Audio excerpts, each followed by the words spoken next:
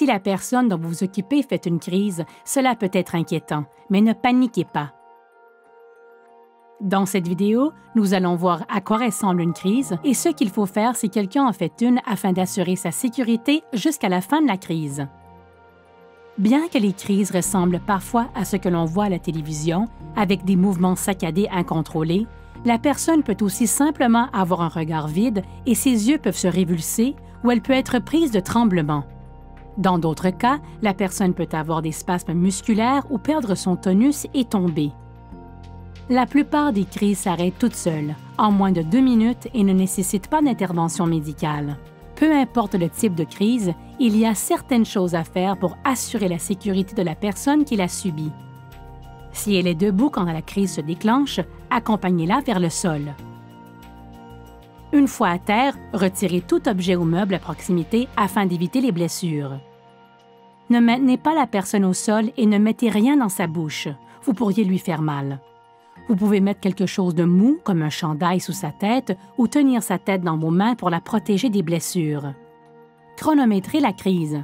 Si la crise dure plus de 5 minutes, il s'agit d'une urgence médicale et vous devez appeler le 911.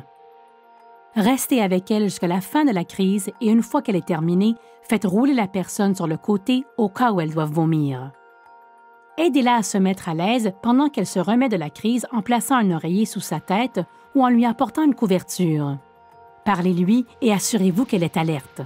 C'est normal qu'elle se sente désorientée pendant quelques minutes après une crise, mais elle devrait reprendre tous ses esprits dans les 30 minutes.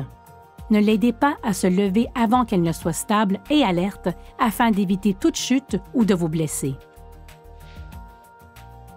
Lorsqu'elle en est capable, aidez-la à s'asseoir. Elle peut manger quelque chose de léger une fois pleinement éveillée, mais les crises sont épuisantes et elle voudra probablement faire une sieste.